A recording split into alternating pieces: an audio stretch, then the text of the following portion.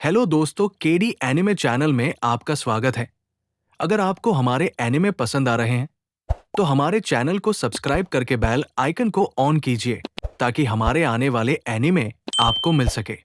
उसने सिंहासन छोड़ दिया और नंगे पांव रेगिस्तानों, जंगलों और जलती हुई राहों पर चलता रहा, सिर्फ इसलिए ताकि वो अपने शरीर को उसकी हद तक पहुंचा सके। हफ्तों तक भूखा रहकर उसने अपने शरीर और दिमाग को ऐसे ऐसे हालात झेलने लायक बनाया ताकि वो भगवान जैसी ताकतें हासिल करके सबकी मदद कर सके। कहानी शुरू होती है आज से 2500 साल पहले, जब आर्यंस नाम की एक जनजाति इंडस रिवर के पास हिमालय की तलहटी में आकर बस गई। उन्होंने वहाँ के लोगों पर काबू पा लिया और धीरे धीरे कई राजाओं का विकास हुआ। इनमें से एक था कोसाला राज्य, जो इतना ताकतवर हो चुका था कि पास वाले शाक्या राज्य पर बार बार हमला करता रहता था। हर बार जब युद्ध होता, लोग मारे जाते, गांव खराब हो जाते और कई लोगों को गुलाम बना लिया जाता। चारों तरफ दुख ही दुख था और हर कोई उम्मीद कर रहा था कि काश कोई आकर उन्हें बचा ले। उधर हिमालय की ऊंचाइयों में बने एक मठ में ग्रैंड मंक असिया को दक्षिण दिशा से एक बहुत शक्तिशाली आभास महसूस होता है। वो अपने शिष्य नारदा को आदेश देता है कि वो पहाड़ से नीचे जाए और उस महान व्यक्ति को ढूंढे जो आगे चलकर चक्रा आर्डन किंग बनने वाला है। अब कुछ साल बाद शाक्या राज्य के राजा किंग सोडाना अपने रोज के शिकार के लिए जंगल में गए होते हैं। तभी वो एक अजीब करिश्मा देखते हैं। जंगल के सारे जानवर उनके आसपास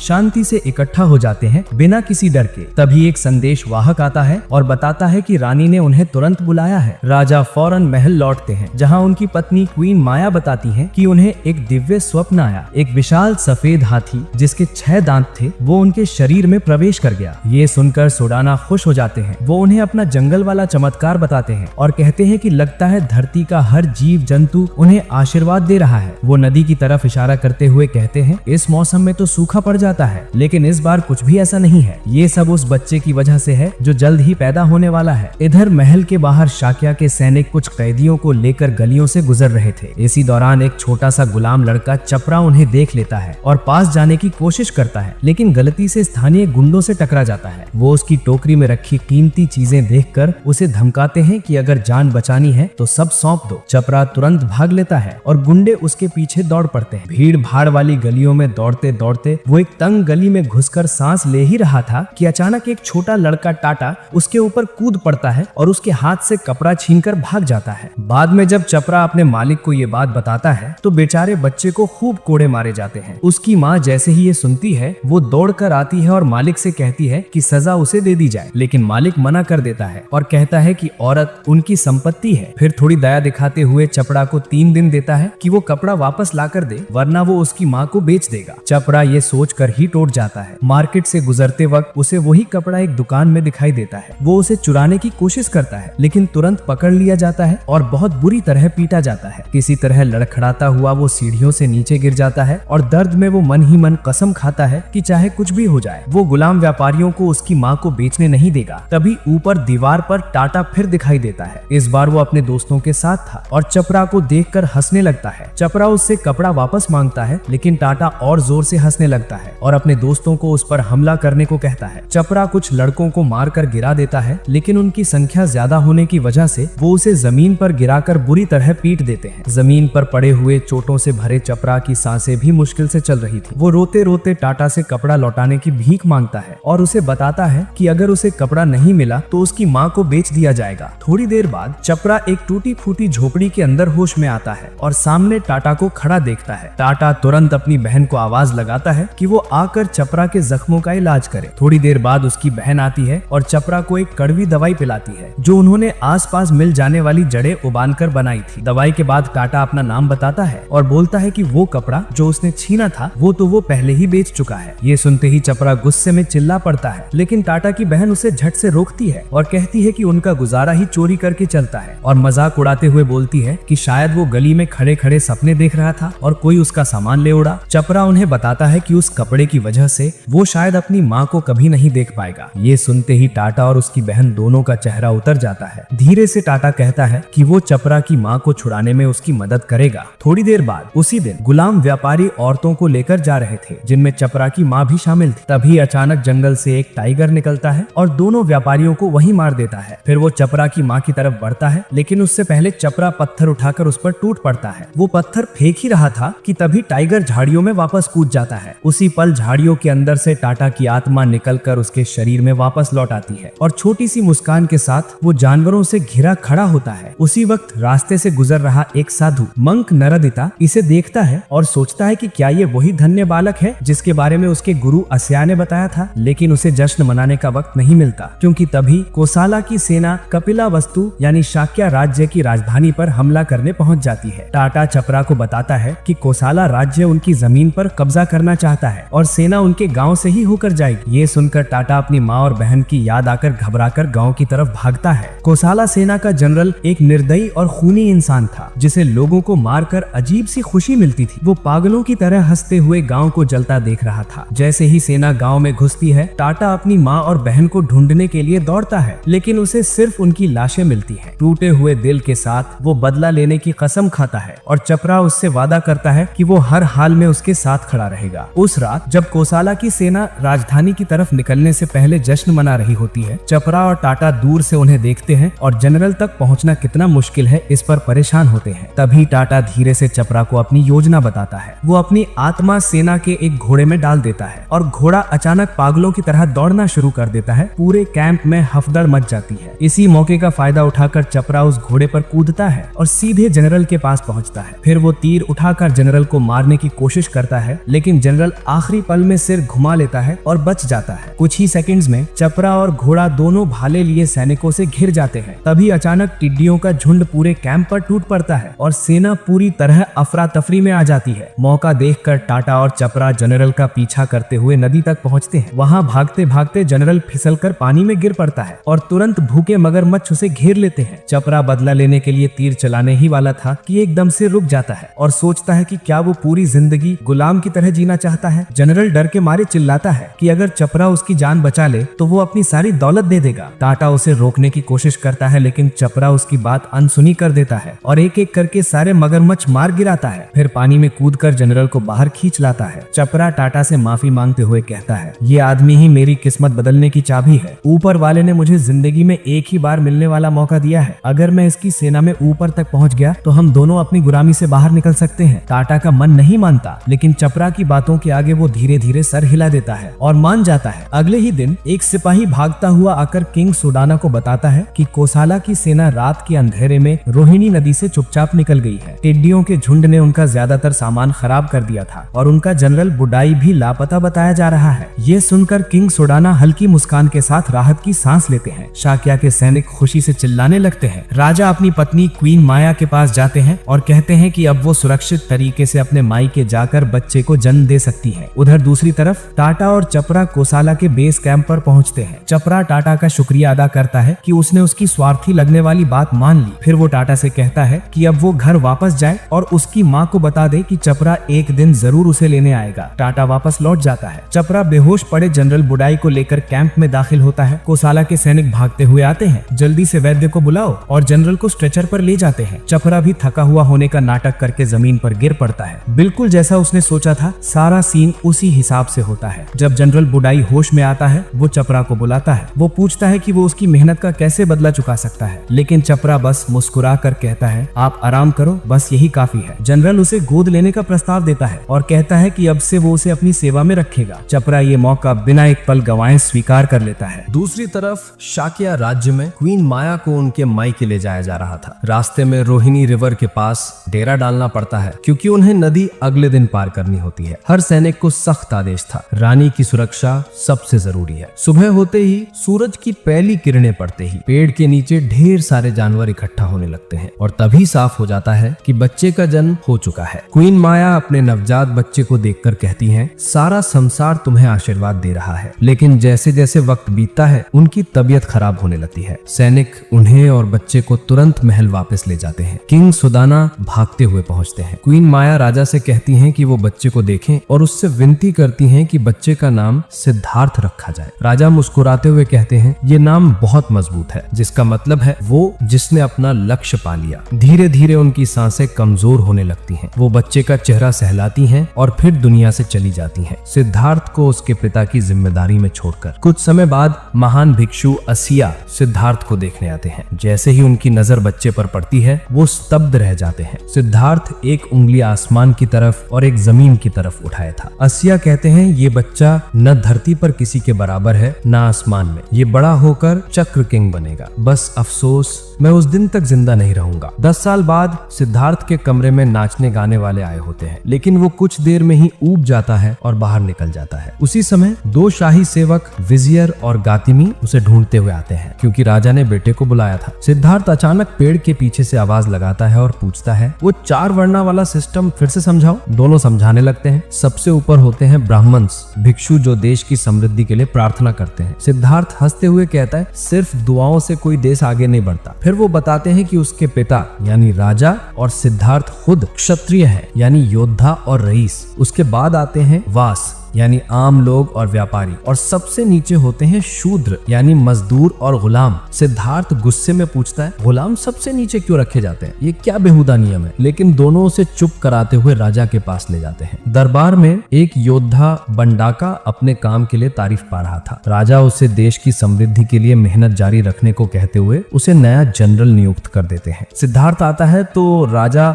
उसे बंडाका से मिलाते हुए कहते हैं, ये एक उस्ताद तीरंदाज है। पिछले 10 साल में कोसाला राज्य बेहद ताकतवर हो चुका था। उन्होंने अपने दुश्मनों को हर तरफ से कुचल दिया था, और अब जब सेना अपनी ताजा जीत से लौटती है तो सैनिक और आम लोग जोर जोर से नाम चिल्ला रहे थे, चपरा चपरा चपरा। उसे इज्जत और सम्मान के साथ स्वागत मिल रहा था। सबको पता है कि जनरल बुद्धाई ने उसे अपना बेटा बना लिया है, और सेना में खबर फैल चुकी है कि चपरा अब जनरल की विरासत का चुना हुआ वारिस है। भीड़ के बीच घोड़े पर सवार होकर जो वो देख रहा है, चपरा मुस्कुरा रहा है और सोच रहा है कि वो कितना ऊपर चढ़ चुका है। वहीं वापस शाक्या में एक मंक खत्रिया बच्चों को पढ़ा रहे थे कि उन्हें बड़े होकर कोसाला की सेना को हराने लायक जबरदस्त योद्धा बनना है। उनके बीच सिद्धार्थ उठता है और पूछता है, लाश के बाद क्या होता है? वो कहाँ जाते हैं? अभ्यासक चिढ़ जाता है और कहता है, बैठ जा, समय बर्बाद मत कर। सिद्धार्थ के दोस्त कहते हैं कि बूढ़े की पढ़ाई बिल्कुल बोरिंग है और वो उसे क्लास से भगा देते हैं। छोटी सी टोली जंगल की ओर निकल पड़ती है और सिद्धार्थ मानता है कि उसने कभी महल से बाहर कदम ही नहीं रखा था। तभी दोनों दोस्तों ने खरगोश देखा और उसका पीछा करने लगे। जब एक ने तीर चलाने की कोशिश की तो सिद्धार्थ उस पर कूद गया और खरगोश बच निकला। दोनों फिर से भागते रहे और राजकुमार वहीं पीछे रह गया, उदास सा, क्योंकि वो किसी जिंदा चीज को चोट पहुंचते हुए सह नहीं सकता। अकेले चलते हुए वो रास्ता भटक बैठता है और एक खुली जगह में पहुंच जाता है जहाँ एक काले रंग के वेश वाला साधु कोई बांसुरी जैसा वाद्य बजा रहा होता है। सिद्धार्थ उस साधु के सामने बैठ जाता है और सोचता है, ये सपना तो नहीं है ना। इसी बीच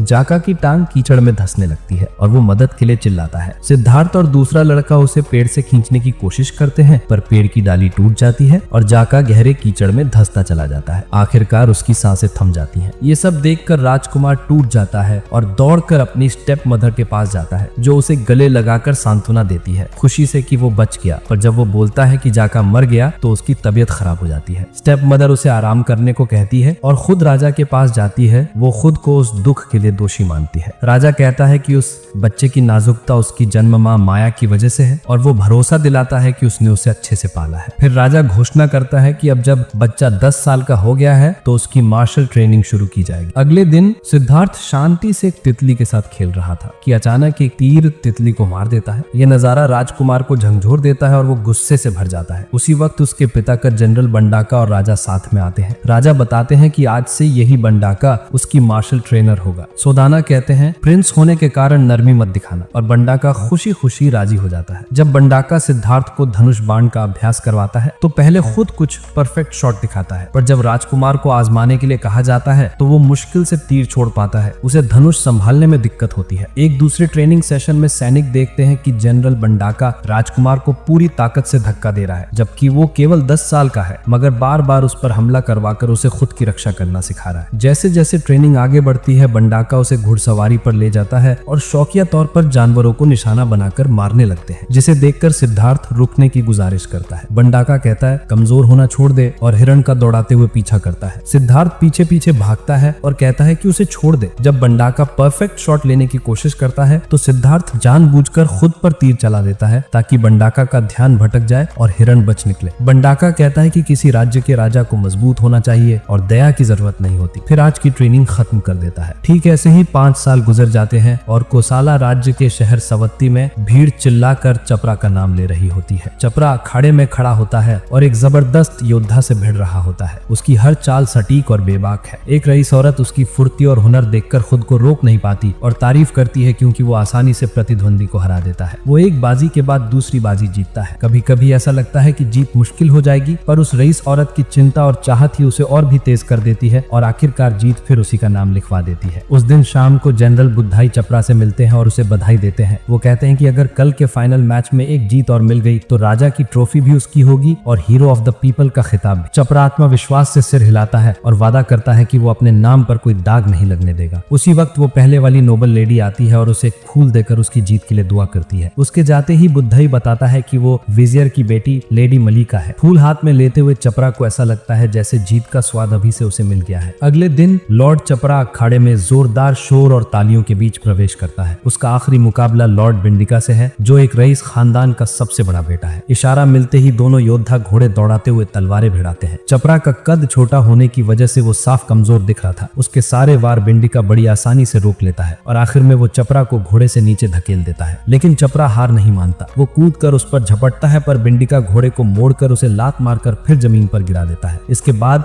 वो अपनी तलवार सीधे उसकी तरफ तान कर तेजी से बढ़ता है, पर चपरा आखिरी मोह में उछलकर बच जाता है और बिंडिका की काठी पकड़ लेता है। फिर वो उसके पीछे पहुंचकर उसका गला पकड़कर नीचे गिरा देता है। दोनों जमीन पर गिर जाते हैं। ये देखकर मलिका रोते हुए वहां से भाग जाती है, जबकि भीड़ दोनों को उठने को कह रही होती है। चपरा उठता है और बिंदिका पर उड़ता हुआ पंच मारने की कोशिश करता है, पर बिंदिका अपने मजबूत हाथों से उसे पीछे धकेल देता है। फिर वो बच्चे को कुचलने के लिए कूद कर आता है, पर चपरा लुढ़क कर बच जाता है। बिंदिका फिर उठकर उसके मुंह पर एक जबरदस्त मुक्का मारता है, जिससे चपरा बेहोश सा हो जाता है। वो चपरा के बाल पकड़कर उसे उठाता है और बड़ी बेरहमी से लगातार घूंसे मारता है। इसके बाद बिंदिका अपना हाथ उठाकर जीत का जश्न मनाने लगता है, लेकिन चपरा फिर उठ खड़ा होता है और कहता है अभी खेल खत्म नहीं हुआ। बिंदिका तलवार उठाता है और उसे काटने के लिए झपटता है, पर चपरा तेजी से हट जाता है और जमीन से कुछ छोटे पत्थर उठाकर उस पर फेंकता है। पत्थर बिंदिका के हाथ पर लगते हैं और उसकी तलवार छूट जाती है। चपरा फौरन तलवार उठाता है और बिंदिका के चेहरे पर तान देता है। फिर तलवार के हत्थे से उसके दांत तोड़ते हुए उसे बेहोश कर देता है। यही उसकी जीत का पल था और चपरा हीरो ऑफ द पीपल का खिताब और राजा की ट्रॉफी दोनों हासिल कर लेता है। उस शाम लेडी मलिका खुद चपरा के घावों की मरहम पट्टी करती है। चपरा उससे कहता है कि जरा हल्के हाथ से, और मलिका मानती है कि पूरा मैच देखना उसके लिए बहुत दर्दनाक था। वहीं दूसरी तरफ विजियर जनरल बुधाई के साथ बैठकर शराब पीते हुए कहता है कि वो चाहता है चपरा उसकी बेटी से शादी करे। बुधाई इस प्रस्ताव को बड़ी खुशी और सम्मान मानकर तुरंत स्वीकार कर लेता है, लेकिन अचानक विजियर एक मुश्किल सवाल पूछता है, क्या चपरा सच में उसकी मरी हुई बड़ी बहन का बेटा है? ये सुनकर बुधाई का चेहरा उतर जाता है। उसे डर लगता है कि सच्चाई बाहर न आ जाए। बुधाई को वो रात याद आती है जब एक लो कास्ट लड़के ने उसकी जान बचाई थी। वो उसी रात चपरा को चुपके से बुलाता है और चेतावनी देता है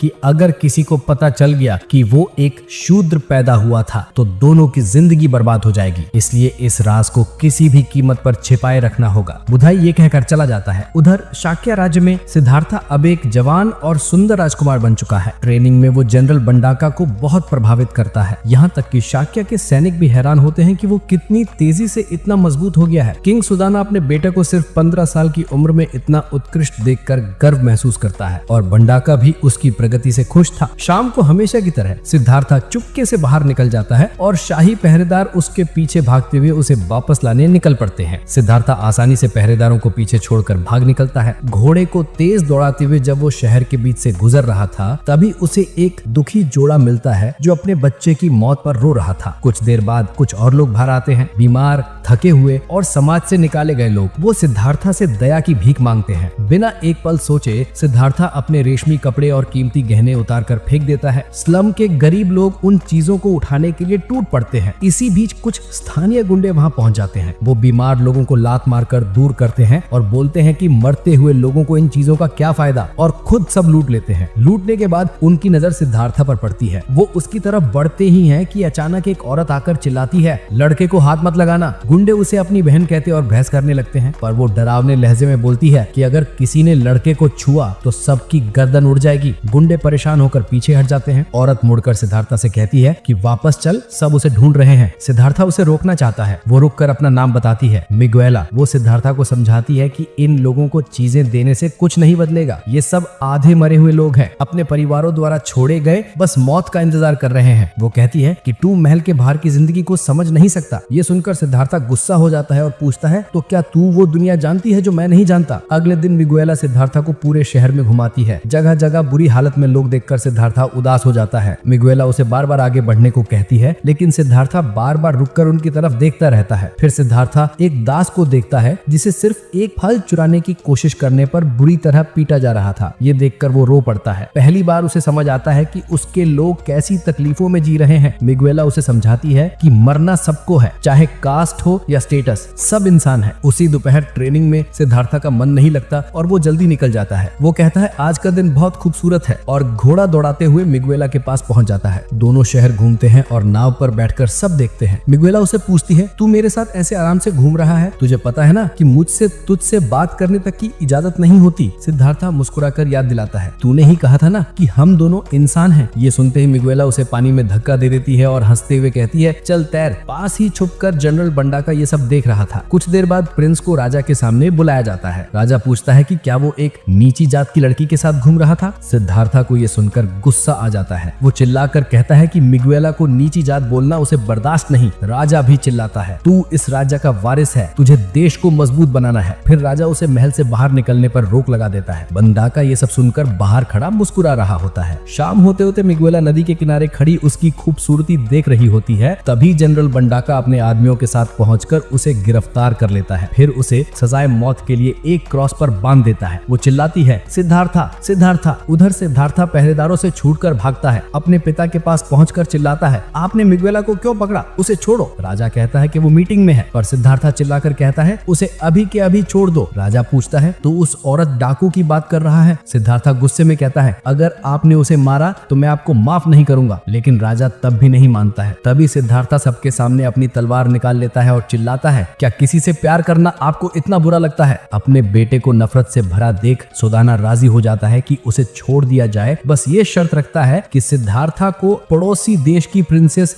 यशोधरा से शादी करनी होगी। ये सुनकर सिद्धार्था का मन घृणा से भर जाता है। लेकिन जब भीड़ मिगुएला को मारने के लिए चिल्लाती है, वो खुद को संभालता है और दबाव में शादी की पेशकश स्वीकार कर लेता है। लेकिन जनरल बंडाका एक लाल गर्म तलवार लेकर आता है और माला की दोनों आंखें जला देता है। सिद्धार्था चिल्लाता है, तुमने ये क्या किया? बंडाका जवाब देता है, मैंने उसे अंधा कर दिया ताकि वो अब मुझे कभी ना देख सके। मिगुएला प्रिंस से कहती है कि अब इस बात की चिंता मत करो, और जब उसे ले जाया जा रहा होता है वो चिल्लाती है, सिद्धार्था तुम्हारा चेहरा मेरी आंखों में सदा के लिए रहेगा। मैं खुश हूँ कि मैं तुम्हें मिली और हमने साथ में वो थोड़ा वक्त बिताया। तुम एक महान राजा बनना। जाते वक्त उसकी आंखों से बस आंसू निकल रहे थे। फिर सिद्धार्था की शादी प्रिंसेस यशोधरा से होती है। सब खुश नजर आते हैं सिवाय प्रिंस के। किंग सुदाना बेटे से कहता है कि जब वो पैदा हुआ था तब महान साधु आशा ने भविष्यवाणी की थी कि वो महान चक्रवर्तन राजा बनेगा। इसी बीच छोटा लड़का टाटा चपरा की माँ और साधु नारी दत्ता के साथ कोसल राज्य पहुंचता है। टाटा कहता है कि चपरा यहीं कहीं होगा। तभी भीड़ में जनरल के आने की आवाज आती है। टाटा ऊपर कूद कर देखता है तो पता चलता है कि जनरल कोई और नहीं बल्कि चपरा ही है। चपरा की माँ उदास हो जाती है, जबकि टाटा उत्साहित होकर जनरल के महल जाने की मांग करता है। चपरा की माँ कहती है कि बस अपने बच्चे को देख लेना ही मेरे लिए काफी है। बाद में चपरा कोसल के लीडर्स को कहता है कि वो फिर से शाक्य राज्य पर हमला करें और वहाँ की उपजाऊ जमीनें अपने कब्जे में लें। सभी इसके पक्ष में हैं और तैयारी शुरू हो जाती है। एक संदेश वाहक युद्ध की खबर शाक्य तक पहुंचाता है। किंग सुदाना सिद्धार्था से कहता है कि उनका राज्य छोटा है और अब तक युद्ध से बचना एक चमत्कार था, लेकिन अब लगता है कि युद्ध अनिवार्य हो गया है। सिद्धार्था खून खराबे से नफरत जताता है, लेकिन किंग उसे चिल्लाकर समझाने की कोशिश करता है कि अगर वो पीछे हटे तो कोसल उनका राज्य जड़ से मिटा देगा। सिद्धार्था कुछ नहीं समझ पाता और किंग कहता है कि ऐसी सोच वाला राजा नहीं बनता। कुछ दिन बाद कोसल की सेना और शाक्य की सेना सीमा के एक गांव के पास टकराती है। चपरा हमला करता है और प्रिंस सिद्धार्था युद्ध से तंग आ चुका था। जनरल बंडाका उससे कहता है कि वो ऊपर बैठकर अपने सैनिकों को मरते हुए देख सकता है। तभी एक सैनिक जहर भरा घड़ा लेकर आता है। बंडाका अपने तीरों को उस जहर में डुबोता है और कहता है कि जो भी तीर लगेगा वो मरेगा। सिद्धार्था जनरल से पूछता है कि क्या लोगों के मरने पर उसे मजा आता है। जनरल कहता है हाँ, जैसे कोई खूंखार दानव। जनरल लड़ाई का रुख बदलने जाता है। जैसे ही युद्ध जोर पकड़ता है, चपरा बर्बरता से हमला करता है और सिद्धार्था खुद मैदान में उतर आता है। जनरल बंडाका और चपरा काफी सैनिकों को मार गिराते हैं। सिद्धार्था चिल्लाता है कि सब रुक जाओ। तभी कुछ दुश्मन सैनिक उसे घेर लेते हैं और उसके अपने सैनिक उसे बचाने के लिए मर जाते हैं। जनरल बंडाका देखता है कि चपरा सीधे सिद्धार्था की तरफ बढ़ रहा है। वो पीछे पीछे चपरा के पीछे चलता है। बंडाका चपरा पर तीर चलाता है लेकिन चूक जाता है। वो मानता है कि कौशल के इस योद्धा की ताकत कम नहीं है और कहता है कि आम स्ट्रेटजी से उसे मात नहीं दी जा सकती। फिर उसके दिमाग में एक चालाकी भरा प्लान आता है। बंडाका एक दुश्मन की लाश उठाकर और घोड़े पर सवार होकर चपरा के सामने रख देता है, जैसे कोई साथी हो। जैसे ही वो चपरा के आगे निकलता है, वो घोड़े को घुमाकर चपरा की तरफ तीर छोड़ता है। वो तीर जहरीला होता है, लेकिन चपरा गिरने की बजाय तीर को जोर से निकाल फेंकता है और पलटवार करता है, जिससे बंडाका घोड़े से गिर जाता है। इसके बाद छपरा सीधे सिद्धार्थ की तरफ बढ़ता है, जबकि बंडाका सोचता रहता है कि उसका जहर काम क्यों नहीं कर रहा। छपरा पूरी रफ्तार से सिद्धार्थ पर टूट पड़ता है, लेकिन आखिरी पल में सिद्धार्थ दया से भरी निगाहों से उसे देखता है। उसके चारों ओर एक रौबदार चमक होती है। तभी बंडाका का जहर अपना असर दिखाता है और छपरा का हमला चूक जाता है। छपरा घोड़े से गिरता है और सोचता है कि उसने जो दिव्य शक्ति महसूस की थी वो सिद्धार्थ की आंखों में थी, जो उसकी आत्मा तक को छू गई। वो सोचता है कि शायद वो मरने वाला है। छपरा जहर से कांपता हुआ जमीन पर गिरता है तो बंडाका जोर से दम भरता है कि उसी ने दुश्मन के जनरल को गिराया है और अपनी सेना से कहता है कि दुश्मन को कुचल दो। इसी बीच दोनों सेनाएं पीछे हट जाती हैं। पीछे छोड़ जाती हैं सिर्फ मौत और दर्द। कौशला में बुधई के घर पुजारी कहता है कि जहर छपरा के पूरे शरीर में फैल चुका है और उसे बचाया नहीं जा सकता। उसी वक्त मल्लिका और उसका पिता आते हैं छपरा के बारे में पूछने। बुधई जवाब देता है कि ये चमत्कार होगा अगर छपरा कल तक जीवित रहा। ये बात सुनकर तट पर कब्जा किए हुए एक गिलहरी सी आकृति वहां दौड़ती है, जहां वो फिर अपनी असली शरीर में लौट आती है और अपनी माँ से कहती है कि छपरा को बचाया नहीं जा सकता। ये सुनते ही माँ घबरा जाती है और छपरा को देखने भागती है, इससे पहले बहुत देर हो जाए। लेकिन नरेडोता बीच में आता है और कहता है कि उसका गुरु शायद छपरा का इलाज जानता है। टाटा, जो अपनी शक्तियों से एक ही रात में हिमालय तक उड़ सकता है, संदेश पहुंचाने के लिए तैयार हो जाता है। नरेडोता एक खत तैयार करता है और टाटा को शुभकामनाएं देता है। टाटा कई जानवरों का शरीर लेकर दौड़ता है, मीलों तक भागता है और आकाश में उड़ता है। अंत में वो साधु के मंदिर तक पहुंचता है, जहां सब हैरान होते हैं जब वो मास्टर एशिया के सामने खत रखकर उतरता है। बुजुर्ग साधु खत पढ़कर हैरान हो जाता है और पहाड़ी के किनारे पर जाकर नरेडोटा को अपनी शक्तियों से एक आध्यात्मिक संदेश भेजता है। वो नाराज होकर उसे डांटता है कि इतने सारे जानवरों की जान बर्बाद करना ठीक नहीं, सिर्फ एक बच्चे को बचाने के लिए। लेकिन नरेडोता अपनी बात पर अड़ा रहता है कि उसे छपरा को किसी भी कीमत पर बचाना है। ये सुनकर मास्टर एशिया चेतावनी देता है कि इसके लिए नरेडोता को बाकी जिंदगी जंगली जानवर बनकर रहना पड़ेगा। फिर वो छपरा की माँ को इलाज की दवा बताता है। नरेडोता तेजी से दवा का नुस्खा छपरा की माँ को बताता है, फिर पागल होकर जंगल की तरफ दौड़ पड़ता है जैसे कोई कुत्ता। ये देखकर माँ की आंखों से आंसू निकल आते हैं, लेकिन राहत की सांस लेती है कि छपरा बच जाएगा। फिर बुधई के घर पर छपरा की माँ दुआ करती है कि बुधई दवा छपरा को दे। बुधई मान जाता है और जैसे ही छपरा को दवा दी जाती है, डॉक्टर हैरान रह जाता है कि छपरा ने अपनी आंखें खोल ली। इसी बीच सिद्धार्थ की पत्नी उससे पूछती है कि क्या वो सो नहीं रहा, क्योंकि कोई चीज उसे परेशान कर रही थी। वो बताता है कि उसे रोजाना लोगों को बीमार और मरते देख बहुत बुरा लगता है, जबकि वो कुछ कर नहीं पाता। वो सोचता है कि क्या वो कुछ कर भी सकता है या बस इसे नजरअंदाज कर दे। फिर वो उठकर कहता है कि अपनी राजा वाली जिंदगी की वजह से उसे नहीं पता था कि दुनिया में इतना दर्द और तकलीफ है। यहाँ तक कि साधारण लोग भी उससे ज्यादा जानते हैं दुनिया के बारे में। अब उसने सच जानने का ठान लिया है। फिर अपनी पत्नी से कहता है कि तुम चिंता मत करो, तुम सो जाओ। बुधई के महल में छपरा की माँ को तहखाने में बंद कर दिया गया है। बुधई छपरा से कहता है कि मल्लिका उससे मिलने आई थी। फिर जब छपरा अकेला होता है, बुधई उसे याद दिलाता है कि उसे यही कहानी सुनानी है कि वो लॉर्ड बुधई का बेटा है और अपनी पुरानी जिंदगी की सारी यादें भूल जानी है। ये सुनकर छपरा शक करता है और सोचता है कि अचानक ये बात क्यों कही गई। लेकिन जब वो सुनता है कि बुधई अपने नौकरों से कह रहा है कि उस महिला का जिक्र भी ना करे जिसने दवा लाई थी, तो उसे कुछ गलत लगने लगता है। तहखाने में दो आदमी छपरा की माँ को मारने की तैयारी कर रहे होते हैं। तभी छपरा कूदकर नीचे आता है और मोटे आदमी को धक्का मारकर गिरा देता है। वो दुबले आदमी से कहता है कि उसकी माँ से हाथ दूर रख। आदमी दंग रह जाते हैं कि लॉर्ड छपरा इस औरत को अपनी माँ क्यों कह रहा है, पर तभी छपरा तलवार निकालकर दोनों को चुप करवा देता है। फिर उसकी माँ उसे गले लगाती है और कहती है कि तुम कितने बड़े हो गए हो बेटा। लेकिन इसी खुशी के बीच छपरा देखता है कि मोटा आदमी भागने की कोशिश कर रहा है। छपरा उसे रोकना चाहता है, लेकिन उसके जख्म फिर से खुल जाते हैं और उसकी माँ उसे उठाकर सीढ़ियां चढ़ाती है। जब वे ऊपर पहुंचते हैं तो बुधई के आदमी उन्हें घेर लेते हैं और छपरा पर आरोप लगाते हैं कि उसने छुपाया कि वो शूद्र है। बुधई निराश होकर उसे बेवकूफ कहता है। अगले दिन अदालत में जज बुधई से पूछता है कि क्या उसे सच में पता नहीं था कि छपरा शूद्र है जब उसने उसे अपनाया था। बुधई झूठ बोलकर कहता है, जिससे अदालत में हंगामा हो जाता है। फिर गार्ड छपरा की माँ को लेकर आते हैं और उसे जज के सामने जमीन पर फेंक देते हैं। जज पूछता है कि क्या वो सच में उसकी माँ है। छपरा गुस्से में गार्डों को धक्का देता है, लेकिन माँ इनकार कर देती है और कहती है कि उसने ये लड़का एक युद्ध के मैदान में पाया था, इसलिए वो शूद्र जैसी माँ का बेटा नहीं हो सकता। जज पूछता है कि क्या वो झूठ बोल रही है, लेकिन माँ दोहराती है कि छपरा उसका बच्चा नहीं है। ये सुनकर छपरा का दिल टूट जाता है। उस वक्त छपरा कहता है कि अब तुम्हें झूठ बोलने की जरूरत नहीं है, मैं खुश हूँ कि अब मुझे डरने की जरूरत नहीं कि मेरा सच पता चल जाएगा। फिर जज पूछता है कि तो क्या तुमने अभी शूद्र होने का इजहार कर दिया। छपरा गर्व से कहता है कि हाँ, और फिर अपनी माँ को कसकर गले लगा लेता है। जज हैरान होता है कि लड़के ने इतनी आसानी से अपना कुलीन दर्जा छोड़ दिया और कहता है कि उसे अपने खून पर शर्म आनी चाहिए। छपरा कहता है कि मैं सिर्फ इसलिए कुलीन बना ताकि मुझे सड़क पर कूड़ा समझकर ट्रीट न किया जाए। फिर जज फैसला सुनाता है कि जनरल बुधई को घर में ही नजरबंद रखा जाएगा और छपरा को कोसला से निर्वासित कर दिया जाएगा। छपरा की माँ धीरे से मुस्कुराती है और विदा लेती है, लेकिन जज उसकी माँ को मौत की सजा देता है ताकि एक मिसाल कायम हो। ये सुनकर छपरा गुस्से से फट पड़ता है। वो चिल्लाता है कि ये गलत है और उसकी माँ ने कभी कोई गलती नहीं की। वो घुटनों पर गिरकर भीख मांगता है कि उसे भी निर्वासित कर दें। माँ उसे गले लगाकर कहती है कि सब ठीक होगा। छपरा रोता है और कहता है कि माँ के बिना शूद्र की जिंदगी कोई जिंदगी नहीं। फिर जज से विनती करता है कि उसे भी मौत की सजा दे। अगले दिन बड़ा हुजूम इकट्ठा होता है देखना कि छपरा और उसकी माँ शहर से गुजर रहे हैं। टाटा ये सब देखता है और उन्हें पहाड़ की तरफ फॉलो करता है। पहाड़ के ऊपर कप्तान जोर से चिल्लाता है कि गंदे शूद्रों को ऑक्सीजन बर्बाद करने के लिए सजा मिलनी चाहिए और अपने सैनिकों को आदेश देता है कि उन्हें चट्टान से गिरा दो। लेकिन टाटा अचानक चिल्लाकर ध्यान भटकाता है और माँ बेटे को भागने के लिए कहता है, पर एक सैनिक फौरन भाला फेंककर दोनों को गिरा देता है। आखिरी बार दोनों मुस्कुराते हैं, फिर मौत मारे जाते हैं। वहीं घाटी में नरेडोता जो अब पागल हो चुका है, उस माँ बेटे की मौत पर शोक मनाने लगता है जिन्हें उसने बेवजह एक बर्बर जानवर बना दिया था, और टाटा आंसू बहाते हुए वहाँ से भाग जाता है। वहीं शाक्यक के राज्य में सिद्धार्थ की पत्नी ने एक बच्चे को जन्म दिया और हर कोई खुश है कि नए राजकुमार ने इस दुनिया में कदम रखा। इसी बीच सिद्धार्थ महल से बाहर निकलता है। अब वो एक थके हुए पिता जैसा दिखता है। वो सोचता है कि हर दिन कुछ नया सीखने के बावजूद वो अपनी खोजी हुई सच्चाई से दूर ही है। उसे एहसास होता है कि चाहे कुछ भी हो जाए, हर कोई दर्द में फंसा है और वो दूसरों की मदद करने का रास्ता नहीं ढूंढ पा रहा। अब वो इस सच को स्वीकार करने का तरीका खोज रहा है बिना टूटे। फिर एक दिन जब वो एक बड़े पेड़ की छाव में ध्यान लगा रहा था, उसने आखिरकार फैसला किया कि वो सब कुछ छोड़ देगा ताकि अपनी सच्चाई पा सके। एक रात सिद्धार्थ अपने पिता को आराम से सोते देखता है और माफी मांगता है कि उसने उनका भरोसा तोड़ा। फिर वो घोड़े पर सवार होकर जंगल की ओर निकल जाता है। कुछ देर बाद उसका एक नौकर दौड़कर आता है और वापस चलने को कहता है। सिद्धार्थ उससे कहता है कि शांत हो जाओ और घोड़ा वापस घर ले जाओ। नौकर हैरानी से देखता है कि प्रिंस अपने महंगे कपड़े और गहने उतार कर नौकर को दे रहा है। फिर सिद्धार्थ तलवार निकालकर अपने सारे बाल मुंडवा देता है जैसे कोई सख्त साधु हो। वो नौकर को ये सब लेकर रानी को देने को कहता है और बताता है कि वो सच्चाई खोजने के बाद लौटेंगे। महल में रानी आंसू भरी आंखों से उसके सामान को थामे हुए हैं और राजकुमारी बाल पकड़कर रो रही है। इसी वक्त एक संदेशवाहक आता है और बताता है कि कोसला की सेना अब हमला कर रही है। उस समय राजा बंडका को बुलाते हैं और उसे कमान सौंपते हैं, लेकिन बंडका उस पर पलट जाता है और कहता है कि वो तभी कमान लेगा जब उसे अगला राजा बनाया जाएगा। राजा उसे समझाने की कोशिश करता है, लेकिन बंडका तलवार की नोक उसकी तरफ कर देता है और साफ कर देता है कि अगर उसे राजा नहीं बनाया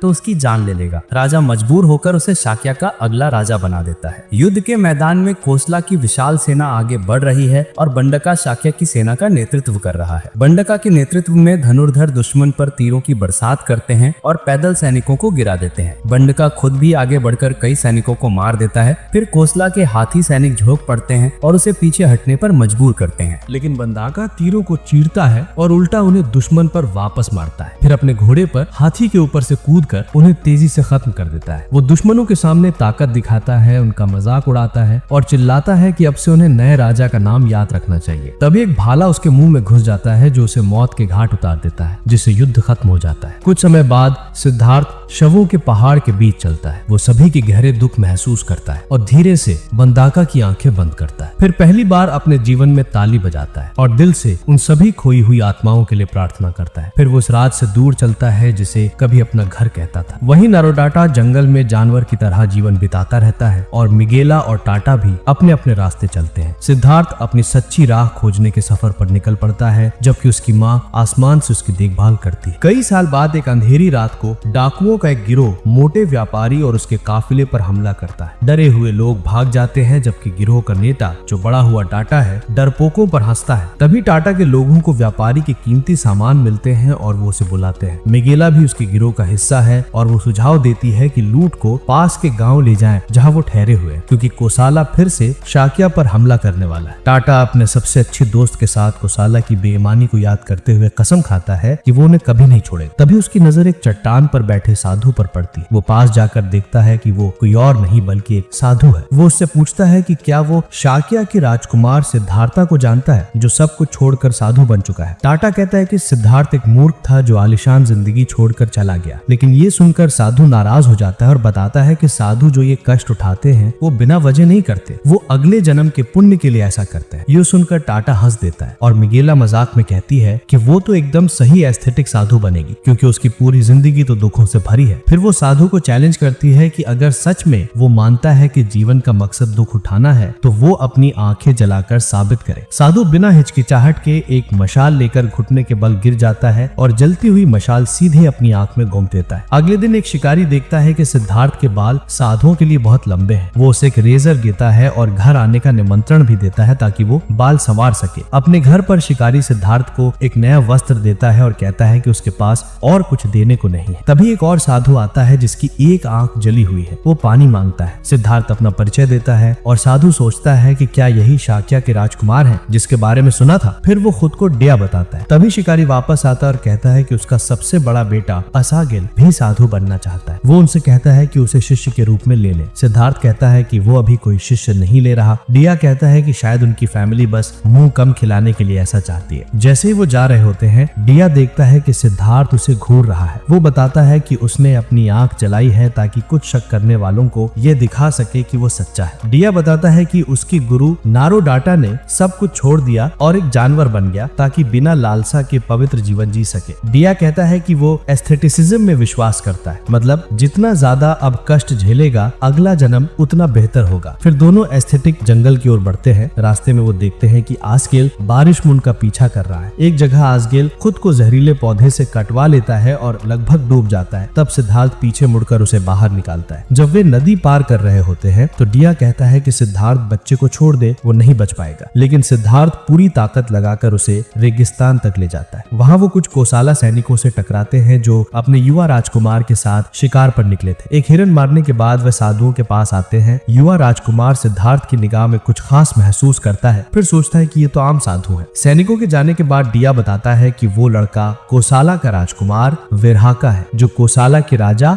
और शाक्या की एक दासी महिला से पैदा हुआ था। दरअसल शाक्या के राजा ने कोसाला के राजा को धोखा दिया था और दासी को कुलीन बताकर पेश किया था। फिर साधु कई दिन तेज धूप और घने जंगलों से होते हुए चलते हैं। एक रात टाटा और उसके लोग दूर से उन्हें देखते हैं और डिया से हालचाल पूछने आते हैं। डिया चुपचाप उन्हें घूरता है, लेकिन सिद्धार्थ टाटा से कहता है कि उनके साथ जो लड़का है उसकी तबीयत बहुत खराब है, उसे अभी इलाज की जरूरत है। ये सुनकर टाटा उन्हें अपने शिविर तक ले जाता है जहाँ वो आसागेल के लिए जड़ी बूटी की दवा बनाता है। टाटा बताता है कि ये दवा उसने अपने पास मौजूद कुछ जड़ी बूटियों से बनाई है और अगर उसकी शक्तियां अभी भी होती तो वो एक पक्षी में उतरकर और ज्यादा जड़ी बूटी इकट्ठा कर लेता। ये सुनकर सिद्धार्थ हैरान हो जाता है कि वो जानवरों में प्रवेश कर सकता था। तभी डेपा को अपने गुरु नरोडता की कही एक बात याद आती है जिसमें उसने एक ऐसे खास लड़के का जिक्र किया था जिसका नाम भी यही था, जो जानवरों में घुस सकता था और कभी बूढ़ा नहीं होता था। टाटा बताता है कि जैसे ही उसने अपनी ताकत खोई वो अचानक बड़ा हो गया और आज जैसा दिखता है वैसा बन गया। असागी की हालत देखकर सिद्धार्थ उससे कहता है कि एक गर्म चाकू लेकर आओ ताकि वो सूजी हुई टांग को काटकर जहर निकाल सके। इलाज के बाद टाटा उस चाकू से जख्म को जलाकर बंद करता है, लेकिन तेज दर्द की वजह से उसे झटके आने लगते हैं और उसी पल उसका दिल रुक जाता है। उसकी आत्मा एक अजीब सी दुनिया में चली जाती है जहाँ उसे सिद्धार्थ की माँ दिखाई देती है। वो उससे कहती है कि उसका अभी मरना तय नहीं है और उसे सिद्धार्थ के आखिरी दिन तक उसके साथ चलना होगा। इधर टेंट में सिद्धार्थ लगातार छाती दबाकर CPR देता रहता है जब तक कि टाटा का दिल फिर से धड़कने नहीं लगता। तभी मिगुएला लकड़ियां लेकर टेंट में आती है और टाटा से पूछती है कि ये लोग कौन हैं। जैसे ही सिद्धार्थ उसकी आवाज लेकर उसका नाम पुकारता है, मिगुएला के हाथ से लकड़ियां गिर जाती हैं। दोनों कांपते हुए आमने सामने खड़े रहते हैं। कांपती आवाज में वो पूछती है कि वो यहाँ क्यों आया है। सिद्धार्थ माफी मांगता है कि वो महान राजा नहीं बन सका जिसकी उम्मीद उसने की थी। ये सुनकर गुस्से और दर्द में मिगुएला टेंट से बाहर भाग जाती है। उधर टाटा और डेपा दोनों को पता चलता है कि सिद्धार्थ ही वो लापता राजकुमार है। टाटा बताता है कि वो उसे इसलिए ढूंढ रहा था क्योंकि कोसा सैनिकों ने उसकी माँ और बहन की हत्या कर दी थी। यही वजह है कि वो उनसे इतनी नफरत करता है, लेकिन उसके पास कोई रुतबा नहीं है, इसलिए उसे युद्ध शुरू करने के लिए एक राजा की जरूरत है। अपना सारा गुस्सा निकालने के बाद टाटा सिद्धार्थ से बदला लेने के लिए राजा बनने को कहता है, लेकिन सिद्धार्थ उसे 10 साल रुकने को कहता है। वो बताता है कि वो एक भिक्षु बनकर जीवन का असली मतलब ढूंढना चाहता है और अगर उसे जवाब नहीं मिले तो वो वापस अपने राज्य लौट आएगा। अगली सुबह असागी अचानक डरावने सपने से जाग जाता है और कहता है कि एक बवंडा आने वाला है। वो दौड़कर गांव में जाता है और सबको तुरंत भागने की चेतावनी देता है। टाटा और बाकी लोग उसकी बात पर शक करते हैं, लेकिन असागी पूरे गांव में चिल्लाता हुआ लोगों को घर खाली करने को कहता रहता है। अचानक सच में एक बवंडर आ जाता है जो रास्ते में आने वाले हर घर को बेरहमी से तबाह कर देता है। असागी एक बच्चे को बचाता है और किसी तरह छुपकर जान बचाता है। बवंडर के गुजर जाने के बाद सिद्धार्थ और बाकी सब हैरान रह जाते हैं कि उसकी बात सच हो गई। कुछ समय बाद पास ही मगाथा के राज्य में राजा असागी का दरबार में स्वागत करता है। राजा असागी से पूछता है कि वो क्या जानना चाहता है। जब राजा अपने भविष्य के बारे में पूछता है तो लड़का बस एक शब्द कहता है, मौत। दरबार में हंगामा मच जाता है, लेकिन राजा सबको चुप कराता है और पूछता है कि उसे कौन मारेगा। मासूमियत से असागी कहता है कि 30 साल बाद उसका बेटा उस पर हमला करेगा और तुरंत ही उसे ईश्वरीय सजा भी मिलेगी। राजा हंसते हुए कहता है कि उसे भी भविष्यवाणी मिली है कि वो 3 गिनती में मर जाएगा, लेकिन असागी मुस्कुराता रहता है और बच्चों की तरह नाचने लगता है। जैसे ही राजा 3 गिनता है, असागी एक सिपाही को पास बुलाता है। 3 पूरी होते ही ऊपर से एक सांप गिरता है, लेकिन सब हैरान रह जाते हैं जब सिपाही का भाला सांप को मार देता है और लड़के को कुछ नहीं होता। तब राजा समझ जाता है कि असागी सच में भविष्य देख सकता है। लड़का मुस्कुराकर कहता है कि अभी उसके मरने का समय नहीं आया है। फिर वो बताता है कि वो 4 साल 4 महीने और 4 दिन बाद मरेगा। ये सुनकर राजा उसे अपना सलाहकार बनने के लिए रोक लेता है, लेकिन लड़का मना कर देता है। वो कहता है कि उसका मकसद सिद्धार्थ के साथ रहना है उस दिन तक जब सिद्धार्थ की मौत होगी। ये सुनकर राजा हैरान रह जाता है और पूछता है कि सिद्धार्थ इस समय कहाँ है। असागी उसे बताता है कि वो इस वक्त पांडवा पहाड़ों में है और एसेटिक जंगल की ओर जा रहा है। उसी रात राजा अपनी सेना लेकर पहाड़ पर चढ़ता है। वहाँ उसे डेपा उल्टा लटक कर ध्यान करते हुए मिलता है। राजा उससे पूछता है कि क्या वही सिद्धार्थ है, लेकिन डेपा इशारे से उसे पास बैठे शांत मुद्रा में ध्यान कर रहे सिद्धार्थ की ओर भेज देता है। सिद्धार्थ को प्रणाम करने के बाद राजा घुटनों के बल बैठ जाता है और उससे अपने राज्य में सलाहकार बनकर आने की विनती करता है। वो बदले में आधा राज्य देने का वादा भी करता है, लेकिन सिद्धार्थ मना कर देता है। वो राजा से कहता है कि जब इंसान जरूरत से ज्यादा चाहने लगता है तो लालच उसे तबाह कर देता है। इसी लालच से दूर रहने के लिए उसने भिक्षु का रास्ता चुना है। ये सुनकर राजा उदास हो जाता है। वो कहता है कि मौत से कोई नहीं बच सकता, लेकिन उसे बताया गया है कि 30 साल बाद उसका अपना बेटा उसकी जान ले लेगा। मौत के डर से कांपता हुआ राजा मानता है कि सिद्धार्थ ही उसे इस तकदीर से बचा सकता है, लेकिन सिद्धार्थ सिर हिलाकर साफ कह देता है कि अभी वो उसके मौत के डर को दूर नहीं कर सकता। हाँ, उसे उम्मीद है कि एसेटिक जंगल की यात्रा में वो खुद इस डर से निकलने का रास्ता ढूंढ पाएगा। ये जवाब राजा को संतोष दे देता है और वो उसे शुभकामनाएं देकर लौट जाता है। इसके बाद असागी, सिद्धार्थ और डेपा कई दिनों तक खतरनाक जंगलों से गुजरते हैं, रास्ते में लोगों की मदद करते हैं और हर दिन ध्यान करते हैं। आखिरकार वे एसेटिक भिक्षुओं के जंगल में पहुंच जाते हैं। जैसे ही डेपा जंगल में कदम रखता है वो बेहद खुश हो जाता है, लेकिन जब असागी एक सुंदर तालाब के पास जाता है तो अचानक डर से कांप उठता है। पानी के अंदर एक आदमी निकलकर उसे घूर रहा होता है। तभी डेपा समझाता है कि पानी के अंदर सांस रोक कर रहना, पेड़ से उल्टा लटकना, जिंदा दफन होना और ताबूत में अकेले बंद रहना, यही एसेटिक साधना की चरम सीमा है। इसके बाद सिद्धार्थ अपनी साधना शुरू करता है। वो रात में कांटों पर बैठकर ध्यान करता है, भेड़ियों के बीच, यहाँ तक कि भयानक तूफानों में। उसे लगता है कि ये पीड़ा ही उसे ज्ञान तक पहुंचाएगी। कुछ महीने गुजर जाते हैं। एक दिन सिद्धार्थ असागी से पूछता है कि वो रोज पेड़ पर निशान क्यों बना रहा है। मुस्कुराते हुए लड़का बताता है कि वो साल का हर दिन एक निशान बनाता है और 5वां पेड़ पूरा होते ही उसकी मौत हो जाएगी। सिद्धार्थ उसे पागल कहता है और पूछता है कि क्या उसे मौत से डर नहीं लगता। लड़का कहता है डर तो लगता है, लेकिन उस पर उसका कोई बस नहीं। ये सुनकर सिद्धार्थ प्रभावित हो जाता है और पूछता है कि वो हर दिन बिना डर के कैसे जीता है। लड़का कहता है कि उसका मकसद ही उसे आगे बढ़ाता है। जैसे सिद्धार्थ का मकसद है इंसान से बढ़कर कुछ बनना और सबको बचाना। लेकिन जब सिद्धार्थ पूछता है कि वो सबको कैसे बचाएगा तो असागी बस हल्की सी मुस्कान के साथ चुप रह जाता है। साल बीतते जाते हैं। सिद्धार्थ अपनी कठोर साधना करता रहता है। एक दिन गर्म रेत में जिंदा दबे हुए सिद्धार्थ की चीख निकल जाती है। डेपा उसे समझाता है कि यही दर्द उसे मोक्ष तक पहुंचाएगा। जब सिद्धार्थ उससे पूछता है कि क्या वो उसे मरने के लिए कह रहा है? तो पागल भिक्षु हामी भर देता है। वो कहता है कि उनका मकसद इस सड़े गले इंसानी शरीर से आजाद होना है। ये सुनकर सिद्धार्थ हिल जाता है। वो कहता है कि वो मरना नहीं चाहता, लेकिन पागल भिक्षु गुस्से में उसे तब तक साधना करने का आदेश देता है जब तक कि उसकी जान न निकल जाए। बाद में सिद्धार्थ सोचता है कि क्या खुद को यातना देना ही इंसानियत को बचाने का रास्ता है, जबकि उसका शरीर धीरे धीरे खत्म हो रहा है। एक दिन अचानक टाटा वहाँ पहुँचता है। वो सिद्धार्थ को लगभग मरा हुआ पाता है, अब भी रेत के नीचे दबा हुआ। टाटा उसे बाहर निकालता है, पास की नदी में ले जाता है और उस पर पानी डालता है। जब सिद्धार्थ होश में आता है तो टाटा कहता है कि वो उसे किसी बेवकूफी भरी साधना में मरते नहीं देख सकता। वो उसे पेड़ की छांव में बिठाता है और एक फल देता है, लेकिन सिद्धार्थ मना कर देता है, कहता है कि वो उपवास पर है। टाटा जोर देकर उसे खाने को कहता है। तभी डेपा और बाकी एसेटिक भिक्षु वहाँ आ जाते हैं। वे टाटा से कहते हैं कि वो उसकी साधना में दखल न दे और यहाँ से चला जाए। उसी पल टाटा को अपनी झोपड़ी की ओर से धुआं उठता दिखता है। घबराकर वो वहाँ दौड़ता है, मिग्युएला की चिंता में। वहाँ वो देखता है कि कुछ दुबले पतले भिक्षु मशाले लिए हुए मिग्युएला को गद्दार कहकर झोपड़ी जला रहे हैं। वो उन्हें जोर से हटाता है और अंदर घुस जाता है। वो तुरंत मिग्युएला को पकड़कर बाहर खींच लाता है, ठीक उसी पल जब झोपड़ी पूरी तरह ढह जाती है। उसी रात बाद में सिद्धार्थ उससे मिलने आता है और पूछता है कि क्या वो और मिगेला ठीक हैं। तब टाटा उसे बताता है कि उसकी हालत इतनी खराब है कि वो ना तो हिल पा रही है और ना ही बोल पा रही है, जबकि वो दोनों उसे बचाने के लिए इतना लंबा सफर तय करके यहाँ आए थे। ये सुनकर सिद्धार्थ का दिल बैठ जाता है। मिगेला उसे दूर रहने की गुहार लगाती है, लेकिन फिर भी सिद्धार्थ अंदर चला जाता है। उसकी भयानक हालत देखकर वो घुटनों के बल गिर जाता है और उसके लिए प्रार्थना करने लगता है। अगले दिन दीपा उसे साधना पर ध्यान लगाने को कहता है, क्योंकि वो देख लेता है कि सिद्धार्थ का मन बार बार मिगेला की तरफ जा रहा है। सिद्धार्थ कहता है कि वो उसे इस तरह तड़पते हुए नहीं देख सकता। इस पर दीपा उसे ताना मारता है कि एक तपस्वी के लिए दूसरे के दर्द से डरना शर्म की बात है, लेकिन सिद्धार्थ कहता है कि जंगल का कोई भी भिक्षु उस दर्द से नहीं गुजर रहा जिससे मिगेला गुजर रही है। इधर टाटा मिगेला के लिए खाना लाता है, लेकिन वो खाने से मना कर देती है। वो उससे कहती है कि उसे छोड़ दे, अब उसके बचने की कोई उम्मीद नहीं है और जैसे ही वो मर जाएगी टाटा आजाद हो जाएगा। ये सुनते ही टाटा उसे कसकर गले लगा लेता है और वादा करता है कि वो उसे बचाने का कोई न कोई रास्ता जरूर ढूंढेगा। बाहर से ये सब सिद्धार्थ चुपचाप देखता रहता है। अगले दिन असागी सिद्धार्थ का ताबूत खोलता है। सिद्धार्थ उससे पूछता है कि क्या सच में मिगेला को बचाने का कोई तरीका नहीं है। तब असागी बताता है कि उसे उसी तरह बचाया जा सकता है जैसे उसने खुद को बचाया था, जहर चूसकर बाहर निकालकर। ये सुनते ही उसी रात सिद्धार्थ दौड़कर वहां पहुंचता है और मिगेला के शरीर से जहर चूसना शुरू कर देता है। टाटा डर जाता है कि कहीं वो खुद बीमार न पड़ जाए, लेकिन सिद्धार्थ पूरी रात बिना रुके करता रहता है जब तक जहर की आखिरी बूंद भी बाहर न आ जाए। अगली सुबह वो अपनी साधना छोड़कर सीधे मिगेला को देखने चला जाता है। ये बात दीपा को आग बबूला कर देती है। गुफा में पहुंचकर सिद्धार्थ देखता है कि मिगेला पूरी तरह ठीक हो चुकी है। मिगेला रोने लगती और टाटा उसका शुक्रिया अदा करता है। तभी अचानक दीपा और बाकी भिक्षु वहां पहुंच जाते हैं। वे कहते हैं कि अब उन्हें सिद्धार्थ की बेइज्जती और बर्दाश्त नहीं है और उसे जंगल छोड़ने का आदेश देते हैं, लेकिन टाटा बीच में बोल पड़ता है। वो कहता है कि जंगल वो लोग छोड़ेंगे, सिद्धार्थ नहीं। वो सिद्धार्थ से कहता है कि अब वो उसका इंतजार नहीं करेगा कि वो लौटकर राजा बने और उसके बदले की आग को पूरा करे, ताकि सिद्धार्थ शांति से अपनी साधना कर सके। वो कहता है कि जब उसने मिगेला को ठीक होते देखा तो उसका सारा गुस्सा खत्म हो गया और अब वो समझ गया है कि सिद्धार्थ का मकसद उसके बदले से कहीं ज्यादा बड़ा है। मिगेला सिद्धार्थ से कहती है कि उसे खुशी है कि वो उससे प्यार कर बैठी, भले ही उसे अपनी आंखों की कीमत चुकानी पड़ी। वो कहती है कि सिद्धार्थ ने उसका शरीर ही नहीं उसका दिल भी बचाया। इसके बाद दोनों वहाँ से चले जाते हैं। जाते जाते टाटा सिद्धार्थ से कहता है कि वो एक महान भिक्षु बने और उसे अपना पहला शिष्य बनाए। उसी रात शाक के राज्य की सरहद पर सैनिक तब हैरान रह जाते हैं जब देखते हैं कि कुछ ही पलों में दर्जनों तंबू कुचल दिए जाते हैं। हाथियों की एक पूरी सेना हर चीज को रौंदती चली आती है और उनके पीछे पीछे कुआला के पैदल सैनिकों की लहरें उमड़ पड़ती है। नौजवान राजकुमार अपने हाथियों को किले के फाटक पर चढ़ा देता है और अपने सबसे बड़े योद्धा यताला को हमला करने का हुक्म देता है। हल्क जैसे उस विशाल योद्धा हाथियों को सीढ़ी की तरह इस्तेमाल करता है, हवा में उछलता है और अपना गदा किले की दीवार पर दे मारता है। एक ही वार में दीवार ऊपर से नीचे तक फट जाती है। रास्ता खुलते ही कोसालन सेना टूट पड़ती है। आगे आगे यताला रास्ता साफ करता जाता है। कोसालन के तीरंदाज दुश्मन के धनुर्धारियों को मक्खियों की तरह गिरा देते हैं। मीनारों में आग लग जाती है और पैदल सैनिकों के साथ यताला जो सामने आता है उसे मौत के घाट उतार देता है। चारों तरफ तबाही देखकर एक मोटा सा सरदार राजा के पास दौड़ता है और उसे भाग जाने को कहता है, लेकिन राजा मना कर देता है। वो कहता है कि वो अपने लोगों को छोड़कर नहीं भागेगा। उधर सिद्धार्थ की पत्नी अपने बेटे राहुल से कहती है कि जैसे ही उनके पिता अपना काम पूरा करेंगे वो जरूर उन्हें बचाने आएंगे। बाहर यताला सैनिकों को हवा में उछालता है और जो भी राजकुमार पर हमला करने की कोशिश करता है उसे एक ही वार में खत्म कर देता है। फिर वो राजकुमार के पीछे पीछे किले के अंदर तक घुस जाता है। सूरज निकलते निकलते शाक्य की ज्यादातर सेना खत्म हो चुकी होती है और वेरहा का जीत का ऐलान कर देता है। उसी रात एस्थेटिक जंगल में असागी सिद्धार्थ से कहता है कि अगली पूर्णिमा तक उसकी मौत हो जाएगी। सिद्धार्थ को यकीन नहीं होता क्योंकि लड़का पूरी तरह सेहतमंद दिख रहा होता है, लेकिन असागी भविष्यवाणी करता है कि उसे भेड़िए जिंदा खा लेंगे। लेकिन सिद्धार्थ उससे वादा करता है कि चाहे कुछ भी हो जाए वो उसकी रक्षा करेगा। कुछ समय बाद जब सिद्धार्थ ध्यान में बैठा होता है तभी असागी घोंसले से अंडे चुराने की कोशिश में एक चट्टान से नीचे गिर जाता है। ये देखकर सिद्धार्थ घबराकर जितनी तेज उसके पैर ले जा सकते हैं वो नीचे की तरफ दौड़ पड़ता है, लेकिन वहाँ पहुंचकर उसे पता चलता है कि लड़का झाड़ियों पर गिरा था और बच गया था। इसके बाद असागी लगभग एक नदी में डूब ही जाता है, जिससे सिद्धार्थ फिर से घबरा जाता है, लेकिन ये भी बस एक बेकार का डर साबित होता है। इसी तरह करते करते पूर्णिमा की रात आ जाती है। सिद्धार्थ सोचने लगता है कि क्या सच में लड़का मर जाएगा, जबकि उसने तो उसे पेड़ से बांध भी दिया था। वो ध्यान में बैठा ही होता है कि एक खरगोश आकर रस्सियों को कुतरने लगता है। जब तक सिद्धार्थ को कुछ समझ आता है तब तक असागी गायब हो चुका होता है। वो उसे हर जगह ढूंढता है। उधर वही खरगोश लड़के को झाड़ियों के बीच से ले जाता है। आगे जाकर असागी एक ढलान से फिसलता है और सीधा भूखे भेड़िए के छोटे बच्चों के सामने जा गिरता है। भूखे भेड़िया शावकों को देखकर असागी मुस्कुरा देता है। वो उन्हें प्यार से सहलाता है और कहता है कि वो जल्द ही उनका पेट भर देगा। फिर वो उनके सामने लेट जाता है ताकि उनके माँ बाप आकर उसे अपना शिकार बना ले। ठीक उसी वक्त सिद्धार्थ भी वहाँ पहुँचता है और फिसलकर नीचे गिर जाता है। लेकिन जब वो भेड़ियों को अपने छोटे से दोस्त को खाते देखता है तो उसकी रूह कांप जाती है। डर के मारे वो भागता है जितनी ताकत उसके कमजोर पैरों में बची होती है। वो घास पर मुंह के बल गिर पड़ता है और फूट फूट कर रोने लगता है। उसी समय दीपा उसे ढूंढ लेता है और पहले से भी ज्यादा बेरहमी से उसकी साधना दोबारा शुरू करवा देता है। एक बार तो वो उसे आग तक लगा देता है। जब देखता है कि उसमें अब भी जान बची है तो पागल भिक्षु उसे पेड़ से बांध देता है और गिद्धों को उस पर छोड़ देता है। ये देखकर बाकी भिक्षुओं का दिल पसीज जाता है। वे उसे खोल देते हैं और कहते हैं कि उसने बहुत सह लिया, लेकिन सिद्धार्थ रुकने से मना कर देता है। यहाँ तक कि 10 दिनों तक पानी भी नहीं पीता। ये देखकर दीपा मान लेता है कि वो तपस्या की चरम सीमा तक पहुँच गया है। इसके बाद सिद्धार्थ चट्टान पर जलते सूरज के नीचे ध्यान करता है और फिर तूफानी रात में भी वहीं बैठा रहता है। वो मन ही मन दोहराता रहता है कि उसे अपने चारों ओर की दुनिया के साथ एक हो जाना है। एक दिन तेज हवाएं उसके कमजोर शरीर को झरने में धकेल देती हैं, लेकिन जब उसे कोई दर्द महसूस नहीं होता तो वो सोचता है कि क्या वो आखिरकार प्रकृति में विलीन हो गया है। क्या यही वो चरम साधना है जिसकी बात दीपा करता था। जैसे ही वो आंखें बंद करता है वो खुद को एक अजीब सी दुनिया में पाता है। वहाँ उसे अपनी माँ की आवाज सुनाई देती है। वो उसे कहती है कि असागी का जीवन का मकसद उसे ये सिखाना था कि हर जीवन एक चक्र का हिस्सा है। ये सुनकर सिद्धार्थ टूट सा जाता है, लेकिन उसकी माँ उसे जिंदा रहने का आदेश देती है। जब उसकी आंख खुलती है तो उसके चेहरे के सामने एक कटोरा सूप रखा होता है। वो ये देखकर रो पड़ता है। पहले उसे लगता है कि असागी इसे लाया होगा, लेकिन पता चलता है कि ये पास के गांव की एक दयालु औरत थी। उसे धन्यवाद देकर सिद्धार्थ जंगल में चला जाता है। वो सारे जानवरों को बुलाता है और वे उसके पीछे पीछे चल पड़ते हैं। वो उन्हें समझाता है कि किसी एक का दूसरे के लिए खाया जाना यही प्रकृति का नियम है, जैसा असागी और भेड़ियों के साथ हुआ। लेकिन इंसान ही ऐसा जीव है जो लालच में आकर एक दूसरे को खा जाता है और यही असली दुख की जड़ है। उधर कोशाला राज्य में शाके के राजा पर मुकदमा चलाया जाता है। वो कहता है कि अब और हिंसा की कोई जरूरत नहीं है, लेकिन कोशाला का राजकुमार कसम खाता है कि वो शाक के लोगों को कभी माफ नहीं करेगा और सिद्धार्थ को अपने हाथों से मारेगा। इधर जंगल में सिद्धार्थ जाने ही वाला होता है कि दीपा उसे रोक लेता है और पूछता है कि क्या वो सच में जंगल छोड़कर जा रहा है। जब सिद्धार्थ हाँ कह देता है तो दीपा कसम खाता है कि वो खुद को उससे भी ज्यादा यातना देगा और साबित करेगा कि तपस्या ही सच है। लेकिन सिद्धार्थ कहता है कि उसे समझ आ गया है कि चरम सोच का कोई मतलब नहीं, इसलिए अब वो ऐसा जीवन जिएगा जहाँ दुख और सुख के बीच एक मध्यम रास्ता होगा। ये समझकर कि सिद्धार्थ अपना अलग रास्ता चुन चुका है, दीपा हार मान लेता है। उधर कोसाला की सीमा पर शाक के लोगों से जबरदस्ती काम करवाया जाता है। जो गिर पड़ता है उसे रोज या तो मार दिया जाता है या मरने के लिए छोड़ दिया जाता है, ताकि राजकुमार की बीमार नफरत शांत हो सके। कैद में बंद राजा अपनी कोठरी के अंदर से अपने लोगों की चीखें सुनता रहता है। इसी बीच एक दिन राजकुमार का पिता गुस्से में पूछता है कि उसने अपनी माँ को शाक के स्लेवों के साथ कैद में क्यों रखा है। इस पर लड़का ठंडे दिल से कहता है कि वो भी एक गंदी शाक के गद्दार स्लेव है। उसका पिता उसे याद दिलाता है कि वो अब भी उसकी माँ है, लेकिन राजकुमार जवाब देता है कि अगर वो परिवार के लिए अलग नियम बनाएगा तो ये एक गलत मिसाल बन जाएगी। उसी रात यताला जेल में बंद राजकुमार की माँ से मिलने आता है। वो जश्न का बचा हुआ खाना उसके लिए लेकर आता है, लेकिन गलती से उसके हाथ से कटोरा गिर जाता है। वो अपनी भारी भरकम शक्ल अंदर झुकाकर कहता है कि वो दूसरा कटोरा लेकर आएगा। रानी उसे चेतावनी देती है कि वो दोबारा ना आए, क्योंकि वो औरतों के गुलामों वाले हिस्से में है। लेकिन यताला और गुस्से में आ जाता है। वो कहता है कि वो उसे आजाद कर देगा क्योंकि वो रानी है। इस पर वो उसे रोकते हुए कहती है कि ऐसा करने से उसके बेटे के लिए और मुसीबत खड़ी हो जाएगी। तब यताला पूछता है कि राजकुमार ने उसे कैद क्यों किया। रानी बताती है कि शादी के वक्त उसने अपने दर्जे के बारे में झूठ बोला था और इसी अपराध की सजा उसे मिल रही है। फिर भी यताला कहता है कि वो एक महान औरत है, गुलाम हो या ना हो। ये बात उसे अपने बचपन की याद दिला देती है, जब उसके गाँव में भयानक अकाल पड़ा था। खाने की कमी के चलते उसके पूरे परिवार को, जिसमें उसकी गुलाम माँ भी थी, एक हाथी के नीचे कुचल दिया गया था ताकि खाने वाले मुंह कम हो जाए और वो अकेला बच गया था। ये सुनकर रानी उसे एक अच्छा बेटा कहती है, लेकिन फिर से चेतावनी देती है कि वो उस पर दया ना दिखाए, वरना सबकी नजर में वो निशाना बन जाएगा। फिर भी यताला को भरोसा है कि राजकुमार उसकी बात जरूर सुनेगा। लेकिन जब वो बाद में उसके लिए खाना लाने के बदले राजकुमार से बात करता है तो राजकुमार उसे जमीन से जंजीरों में बांधकर कोड़ों से पिटवा देता है और उसे बेवकूफी बंद करने का हुक्म देता है। गुस्से में यताला पूछता है कि उसने अपनी ही माँ को कैद क्यों किया। राजकुमार जवाब देता है कि उसे झूठ बोलने की सजा देनी थी और इसलिए भी कि उसकी रगों में गंदी शाक्या नस्ल का खून बहता है। जब राजकुमार उसे और अपमानित करता है तो यताला का सब्र टूट जाता है। वो अपनी जंजीरें तोड़ देता है और किले से बाहर निकल जाता है। अपने कमरे में लौटकर राजकुमार को वो दिन याद आते हैं जब लोग उसका मजाक उड़ाया करते थे, उसे एक गंदी शाक्या गुलाम का बेटा कहते थे और वही ताने उसे ताकत पाने के लिए सब कुछ कुर्बान करने पर मजबूर कर गए थे। तभी एक दूत आकर बताता है कि सिद्धार्थ का पता लग गया है। ये सुनते ही राजकुमार सेना लेकर उसे मारने निकल पड़ता है। जब वे भिक्षु को ढूंढ लेते हैं तो वो अपने आदमियों को सिद्धार्थ को घेरने का आदेश देता है। वो कहता है कि सिद्धार्थ की वजह से उसके परिवार ने बहुत दुख झेला है और अब वो उसकी जान लेकर इसकी कीमत वसूलेगा। ये कहकर वो उसकी प्रतिक्रिया का इंतजार करता है, लेकिन सिद्धार्थ शांत रहता है और कहता है कि अगर वो चाहे तो उसकी जान ले सकता है। सिद्धार्थ की ये शांति देखकर राजकुमार कहता है कि वो उसके चाहने वालों को मारेगा। इस पर सिद्धार्थ शांति से पूछता है कि क्या बदला लेने से उसे सच में खुशी मिलती है। वो कहता है कि उसके काले विचार शायद उसे रातों को सोने नहीं देते। ये बात राजकुमार के दिल पर सीधा वार करती है। फिर भी वो तलवार उठाकर उसका सिर काटने के लिए आगे बढ़ता है। तभी आसमान से बिजली गिरती है और उसके हाथ से तलवार छूट जाती है। तलवार सिद्धार्थ के सामने गिरती है। भिक्षु तलवार उठाता है और राजकुमार की तरफ बढ़ता है। उसकी नजर इतनी गहरी होती है कि आसपास खड़े सारे सैनिक डर के मारे पीछे हट जाते हैं। सिद्धार्थ कहता है कि उसके ये काले विचार उसे किसी भी यातना से ज्यादा दर्द दे रहे हैं और यही वजह है कि उसकी जिंदगी इतनी दुखी है। ये सुनकर राजकुमार अपनी तलवार उठाता है और शर्मिंदगी में पीछे हट जाता है। अपने कमरे में लौटकर वो सिद्धार्थ की आंखें याद करता है और वो अपमान उसकी नफरत को और भड़का देता है। उसी वक्त एक दूत आकर भयंकर खबर देता है। वो बताता है कि औरतों के गुलामों में भयंकर बीमारी फैल रही है जो जल्द ही महल तक पहुंच जाएगी। वो पूछता है कि क्या सबको जिंदा जला दिया जाए। नीचे मचे हाहाकार को देखकर और थोड़ी देर सोचकर राजकुमार उन्हें जलाने का आदेश दे देता है। उधर जेल के बाहर यताला कुछ खा रहा होता है। तभी उसे आग और शोर शराबे की आवाजें सुनाई देती है। जैसे ही उसे पता चलता है कि आग औरतों के हिस्से में लगी है, वो पूरी ताकत से उधर दौड़ पड़ता है। जो भी सिपाही रास्ते में आता है वो उसे एक तरफ फेंकता चला जाता है। वो दीवार तोड़कर अंदर घुस जाता है और बढ़ती आग की परवाह किए बिना हर जगह रानी को ढूंढने लगता है। इसके बाद जब यताला उसे ढूंढ लेता है तो वो दानव दीवारें तोड़ता हुआ बाहर निकलता है और लड़ता झगड़ता हुआ किले के मेन गेट तक पहुंचता है। वहाँ वो दीवार में एक बहुत बड़ा सुराग कर देता है और हमेशा के लिए उस राज्य को छोड़ देता है। काफी दूर जंगल में रानी ये देखकर हैरान और खुश होती है कि यताला ने उसकी जान बचा ली, लेकिन वेरहाका भी उनका पीछा करता हुआ वहाँ पहुंच जाता है और उन्हें एक तालाब के पास ढूंढ लेता है। शुरू में यताला खुश हो जाता है कि वो अपनी माँ की मदद के लिए आया है, लेकिन जैसे ही रानी की आंखों में वही दया वाला नजरिया देखता है, प्रिंस को गुस्सा आ जाता है। वो साफ साफ कह देता है कि आग लगाने का हुक्म उसी ने दिया था और जाते जाते यताला को आदेश देता है कि वो उस औरत से छुटकारा पा ले। ये सुनकर यताला अपना पद छोड़ देता है और प्रिंस को पत्थर दिल कहता है, लेकिन उसकी माँ उसे शांत होने को कहती है और बोलती है कि उसके लिए इस बात को यहीं छोड़ दे। माँ की बात सुनकर यताला शांत हो जाता है और उसे अपनी बाहों में उठाकर वहाँ से चला जाता है। तेज धूप में लंबा सफर तय करने के बाद वो उसे एक चट्टान की छाया में आराम करने के लिए बैठाता है। वहाँ वो उससे पूछता है कि उसने उसकी मदद क्यों की। यताला मुस्कुराकर जवाब देता है कि वो उसकी माँ की याद दिलाती है। वो कहता है कि वो भी उसकी माँ की तरह दयालु है और इसी वजह से वो चाहता है कि अब वही उसकी नई माँ बने। ये सुनकर रानी बहुत खुश हो जाती है। वो उससे कहती है कि अपना चेहरा दिखाओ, उसे डर नहीं लगेगा क्योंकि वो जानती है कि वो एक अच्छा लड़का है। ये सुनकर यताला हैरान हो जाता है क्योंकि पूरी जिंदगी सब उसे राक्षसी कहते आए हैं। वो धीरे धीरे अपना मास्क खोलता है और पलटकर अपना शांत और मासूम चेहरा दिखाता है। रानी प्यार से कहती है कि वो खुशी खुशी उसकी माँ की जगह लेगी। नई माँ के साथ खुशहाल जिंदगी के सपने देखते हुए यताला बहुत खुश हो जाता है और अपना मास्क दूर फेंक देता है। लेकिन कुछ दिनों बाद जब वो गोद में फल लेकर वापस आता है तो देखता है कि वो जमीन पर बेहोश पड़ी है। वो घबराकर सब कुछ नीचे गिरा देता है। थोड़ी ही देर में उसे समझ आ जाता है कि वो मर चुकी है। यताला जोर जोर से रोने लगता है। उसकी चीखें पूरे वीरान इलाके में गूंजने लगती है। इसके बाद वो उसकी लाश को बहुत दूर जंगल तक लेकर जाता है और आंसू बहाते हुए खुद ही उसकी कब्र खोदता है। धीरे से उसे कब्र में लिटाकर वो पूरी रात उसकी कब्र से लिपटा कर सोता है। अगले दिन से वो बिना किसी मंजिल के अलग अलग इलाकों और शहरों में भटकने लगता है, दिल से टूटा हुआ, उदास और रातों को सो नहीं पाता। बिल्कुल वैसे ही जैसे प्रिंस, जो अब खुद भी उतना ही अकेला हो चुका है। एक रात हताश होकर यताला एक झरने से नीचे कूद जाता है, लेकिन उसका विशाल शरीर उसे मरने नहीं देता। वो गिरकर भी जिंदा बच जाता है। दर्द में तड़पते हुए वो थंडर के भगवान से विनती करता है कि उसे मार दे और उसका दुख खत्म कर दे, लेकिन कुछ भी नहीं होता। वो नदी के बीच चलता रहता है सूरज ढलने तक। तभी उसे जंगल के अंदर कुछ चमकता हुआ दिखता है। वहाँ उसे सिद्धार्थ ध्यान में बैठा हुआ मिलता है, पूरी शांति के साथ। यताला धीरे धीरे पास जाता है और उसके सामने घुटनों के बल बैठकर कहता है कि वो मरना चाहता है क्योंकि वो दुनिया का सबसे दुखी इंसान है। सिद्धार्थ शांति से पूछता है कि वो दुखी क्यों है। यताला बताता है कि उसके असली माता पिता को हाथी ने कुचल दिया था और दूसरी माँ उसे मिली भी तो प्लेग ने छीन लिया। ये सुनकर सिद्धार्थ धीरे से कहता है कि असल में तो उसके माता पिता सबसे ज्यादा बदकिस्मत थे, लेकिन यताला इस बात को अनदेखा करके गुस्से में पूछता है कि जिसने अपनी माँ को ही छोड़ दिया उस प्रिंस को सजा क्यों नहीं मिली। सिद्धार्थ ध्यान से उसकी बात सुनता है और फिर कहता है कि असल में सबसे ज्यादा दुख उसी प्रिंस ने झेला है। एक ऐसा राजकुमार जिसकी माँ एक गुलाम थी, उसे पूरी जिंदगी पत्थर दिल बनकर रहना पड़ा। उसे अपनी माँ को धीरे धीरे मरते हुए देखना पड़ा, कुछ भी ना कर पाने की हालत में, और अब उसे हजारों लोगों के खून के साथ साथ अपनी ही माँ का खून का बोझ भी उठाना है। दूसरी तरफ प्रिंस वेरेडहॉकर अपनी माँ की कब्र पर पहुंचता है। वो वहाँ आए सियारों को भगा देता है और रोते रोते कब्र खोदने लगता है। वो उसकी ठंडी लाश को गले लगाकर कहता है कि बस एक बार अपने नाकाबिल बेटे का नाम ले लो और उसे माफ कर दो, क्योंकि उसके पास कोई और रास्ता नहीं था। उसे कमजोरी दिखाए बिना राज्य चलाने के लिए पत्थर दिल बनना पड़ा। जंगल में वापस सिद्धार्थ धीरे से दोहराता है कि इसमें कोई शक नहीं कि प्रिंस पूरे राज्य का सबसे बदकिस्मत लड़का है। सिद्धार्थ आगे कहता है कि कि जो इंसान खुद इतना दर्द झेल चुका हो वो दूसरों के दर्द को सबसे बेहतर समझ सकता है। ये सब सुनकर यताला का दिल भर आता है। वो एक साथ दुखी भी है और गुस्से में वो अपना सिर पकड़कर जोर से चिल्लाता है और गुस्से में अपना सिर जमीन पर पटक देता है। तभी सिद्धार्थ धीरे से अपना गर्म हाथ उस दानव के कंधे पर रखता है और बताता है कि उसने भी अपनी माँ को अपने जन्म के कुछ ही समय बाद खो दिया था, लेकिन वो कहता है कि अगर उसकी माँ ने उसे जन्म न दिया होता तो वो आज यताला से कभी मिल ही नहीं पाता। सिद्धार्थ समझाता है कि इस दुनिया में हर जिंदगी का एक मकसद होता है और हर जीव एक दूसरे से एक नाजुक डोर से जुड़ा होता है। अगर यताला इस दुनिया में होता ही नहीं तो ये संतुलन बिगड़ जाता, इसलिए उसका होना बहुत जरूरी। वो कहता है कि सिर्फ जिंदा रहकर ही यताला कई जिंदगियों को छू चुका है और अपना मकसद पूरा कर रहा है। ये सुनकर कि उसकी जिंदगी की कोई कीमत है, यताला बिल्कुल सन्न रह जाता है। सिद्धार्थ उसे याद दिलाता है कि उसने बहुत से लोगों की जान बचाई है। वो उसके असली माता पिता का उदाहरण देता है जब उन्होंने पहली बार उसे देखा था। फिर वो बताता है कि कैसे उसने प्रिंस फर्टाका की माँ को प्यार और दया दिखाकर खुशी दी और आखिर में प्रिंस को भी, जो अब ये जानकर चैन से रह सकता है कि उसकी माँ के आखिरी दिन किसी ने उसे इंसान की तरह प्यार दिया था। आंखों में आंसू लिए यताला फिर से पूछता है कि क्या उसके जैसा इंसान जिसके हाथों पर कई लोगों का खून है उसे जीने का हक है। सिद्धार्थ शांति से उसे भरोसा दिलाता है कि हाँ, ये बिल्कुल ठीक है। ये बात यताला के दिल को अंदर तक हिला देती है। वो सिद्धार्थ को एक महान इंसान कहता है और उससे विनती करता है कि वो उसे अपना शिष्य बना ले, लेकिन सिद्धार्थ विनम्रता से मना कर देता है और कहता है कि वो खुद अभी सीखने वाला एक साधक है और अभी उसकी साधना पूरी नहीं हुई है। वो कहता है कि वो भी यताला की तरह ही अभी रास्ते में है। तभी टाटा की तरह यताला उससे विनती करता है कि जब उसकी साधना पूरी हो जाए तब वो उसे अपना पहला शिष्य बना ले। वो कसम खाता है कि चाहे जितना समय लगे वो इंतजार करेगा। फिर वो उसे जिंदगी का असली मतलब सिखाने के लिए धन्यवाद कहता है और वहाँ से चला जाता है। उसके जाते ही सिद्धार्थ खुद हैरान रह जाता है कि उस पल उसके अंदर क्या आ गया था। तभी सूरज उगने लगता है और सिद्धार्थ को वही बूढ़ा आदमी दिखाई देता है जिसे उसने बचपन में देखा था, रोशनी से घिरा हुआ। वो बूढ़ा आदमी उससे कहता है कि उसे ज्ञान प्राप्त हो चुका है और उसे बुद्ध की उपाधि देता है, जिसका मतलब है जागृत हुआ इंसान। वो उसे बताता है कि अब उसका काम है जब तक जिंदगी है तब तक इंसानों को अपनी सीख देना और उन्हें जीना सिखाना। उसी पल सिद्धार्थ को आध्यात्मिक दुनिया दिखाई देने लगती है। एक जानी पहचानी आवाज बताती है कि इंसान जन्म के समय कमल के फूल की तरह होता है जिसमें असीम संभावनाएं होती, लेकिन दुख की बात यह है कि इतने सारे सुंदर फूल कीचड़ में ही खो जाते। इसीलिए बुद्ध का कर्तव्य है कि वो उन फूलों को खिलने में मदद करे। सिद्धार्थ खुशी खुशी इस जिम्मेदारी को स्वीकार कर लेता है। कुछ समय बाद प्रिंस वर्दका शाक्य वंश के गुलामों को आजाद कर देता है। वहीं टाटा, मिगेला और बाकी भिक्षु अपनी अपनी जिंदगी में आगे बढ़ते रहते हैं और सिद्धार्थ अब बुद्ध बनकर इंसानियत को बचाने की लंबी यात्रा पर निकल पड़ता है। लेकिन यहीं पर यह वीडियो खत्म होता है। वीडियो पसंद आया हो तो लाइक और चैनल को सब्सक्राइब करना मत भूलना। देखने के लिए धन्यवाद और मिलते हैं अगली बार।